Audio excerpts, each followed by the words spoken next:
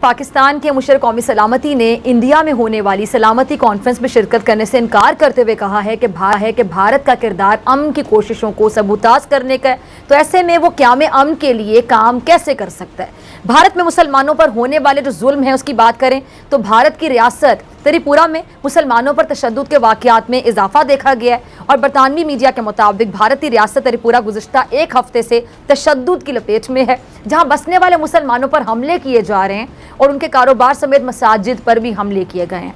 अच्छा, social media पर मस्जिदों और मुसलमानों के घरों में तोड़ फोड़ की जो तस्वीर है वो भी शेयर की जा रही हैं। मुसलमानों के खिलाफ पुरतशद्दुद वाक़यात पर ऑपोजिशन रहनुमा राहुल गांधी ने मोदी सरकार पर तनकीद की है और क्या कहना था उनका कि हिंदू मजहब के नाम पर नफरत और तशद्दुद करने वाले हिंदू नहीं बल्कि मुनाफिक हैं और मजहब के नाम पर धब्बा भी हैं। अच्छा, दूसरी जानिब भारत में ये जो सिखों के अलहदा वतन के क़याम के लिए लंदन में होने वाले रेफरेंडम ने नरेंद्र मोदी को बहुत ज़्यादा परेशान कर दिया है। आलमी मौसमियाती कॉन्फ्रेंस के मौके पर होने वाली मुलाकात में मोदी बरतानवी वज़ीर आज़म बोरिस जॉनसन के सामने फट पड़े और उन्होंने बरतानिया में खालिस्तान पर होने वाले रेफरेंडम अपने तहफ़्फ़ुज़ात का इजहार भी कर दिया। भारत पाकिस्तान को इस्तेमाल करके लेजिटिमेसी अपने रोल के लिए लेना चाहता, जो पाकिस्तान ने डिनाई की और बड़ी वाज़ेह तौर पे डिनाई की। और उसका अगर बैकग्राउंड आप देखें तो कुछ अर्सा पहले ही भारत जो है ये इसके पास सदारत थी सलामती काउंसिल की, 1 महीना सदारत रही और इन्होंने उस 1 महीने में अफगान इशू को डिस्कस कराया और अफगानिस्तान का जो अशरफ गनी गवर्नमेंट का नुमाइंदा था वहां पे उससे 2 दफा तकरीर भी करवाई और पाकिस्तान पे भरपूर इल्जाम लगवाए। पाकिस्तान को मौका नहीं दिया कि वो उन इल्जामात का जवाब दे, वहां आपने घुसने नहीं दिया क्योंकि आप इंतशार चाहते थे। आप चाहते थे कि जो अफगानिस्तान में अशरफ गनी गवर्नमेंट कह रही है वही वहां पे सुना जाए और वो उसी पे बात। लिहाजा पाकिस्तान उस वक्त कहता रहा कि हमारा हक बनता है कि हम इसका जवाब दें, लेकिन भारत ने ये काम नहीं होने दिया। तो अब भारत जो वो कहां से निकला है, अब तो अफगानिस्तान का मसला जो भी है भारत वहां बैठा नहीं है, भारत बाहर निकल गया, तो उसका उससे ताल्लुक नहीं, फिर भारत की सरहदें नहीं मिलती उनसे जो भारत ये क्लेम करे कि जनाब उसको वहां पे जरूर उसका रोल होना चाहिए। तो मेरा ख्याल है पाकिस्तान ने उनको उनकी असल जगह दिखाई है। अब जरूरी ये है कि रशिया और चाइना वगैरह ईरान ये भी फैसला करें और भारत को ये वहां जाने से इनकार करें। अब देखिए कि अभी कुछ दिन पहले ईरान में कॉन्फ्रेंस हुई अफगानिस्तान के ऊपर, अफगानिस्तान के हमसाया ममालिक की, उसमें भारत नहीं इन्वाइटेड। तो भारत को सच लोग समझते, हमारे मुल्क समझते हैं इसका ताल्लुक नहीं है, ये वहां पे स्पॉयलर्स है। लिहाजा पाकिस्तान थोड़ी सी भी लॉबिंग करे तो वहां पे रशिया और चाइना वगैरह शायद ना जाएं, और अगर नहीं जाते तो भारत की सारी कॉन्फ्रेंस जो है बेकार होगी, खत्म हो। अच्छा, जैसे आगे चलते हैं, ये जो त्रिपुरा में मुसलमानों पर हमले किए जा रहे हैं, मसाजिद पर हमले किए जा रहे हैं, मुसलमानों पर तशद्दुद किया जा रहा है, जिसकी जो तस्वीर हैं वो भी सोशल मीडिया पर गर्दिश कर रही हैं, लोग शेयर कर रहे हैं। अब ये जो भारतीय अपोजिशन रहनुमा राहुल गांधी साहब वो भी जुल्म के खिलाफ खुलकर बोल पड़े हैं, तो आलमी बिरादरी क्यों नहीं बोलती है? मैं अक्सर प्रोग्राम में ये आपसे सवाल करती हूँ और मैं सवाल तब तक उठाती रहूँगी जब तक आलमी बिरादरी वाकई स्टैंड नहीं लेती है। मतलब ये सब कुछ देखते हुए अंधे हो जाते हैं जना साहब, सब कुछ सुनते हुए बहरे हो जाते हैं, बोलने की ताकत रखते हुए गूंगे हो जाते हैं, एक्शन लेने की ताकत रखते हुए एक्शन नहीं लेते हैं। तो बेसिकली तो ये लोग कमज़ोर हो गए या फिर इतने मुफादात इनको अजीज़ हैं कि इंसानियत मर गई, मुफादात जिंदाबाद।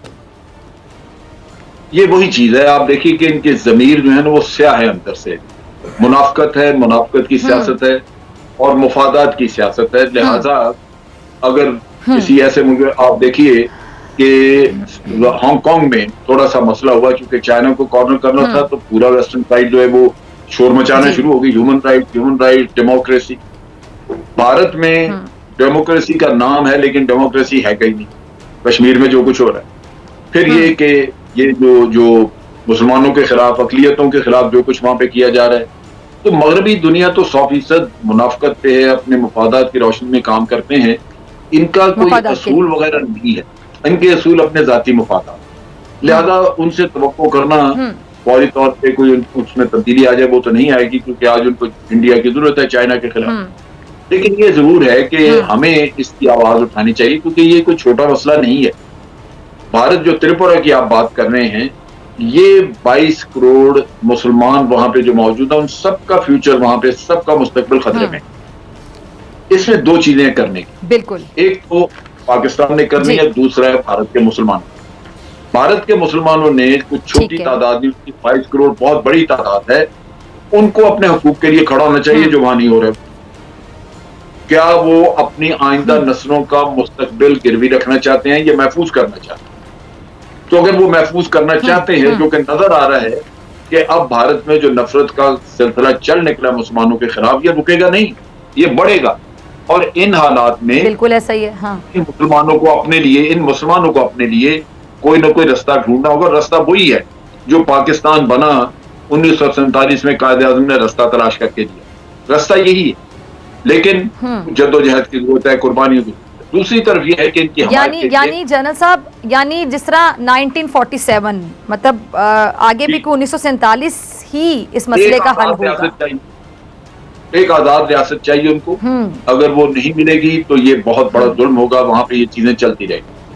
दूसरी तरफ ये है कि इस आजाद रियासत को और मुसलमानों के फ्यूचर को और इनको प्रोटेक्ट करने के लिए हमें जो 54-55 इस्लामिक कंट्रीज हैं, इनको मोबिलाइज करना है, क्योंकि एक मुल्क की आवाज मानी नहीं रखती। अगर ये इतने सारे मुल्क इकट्ठे बातचीत करें तो फिर मगरबी दुनिया को भी वो सुननी पड़ेगी। लिहाजा ये बड़ा जरूरी है कि इसके लिए लॉबी और मुसलमान मुल्कों को मुतहर्रिक किया।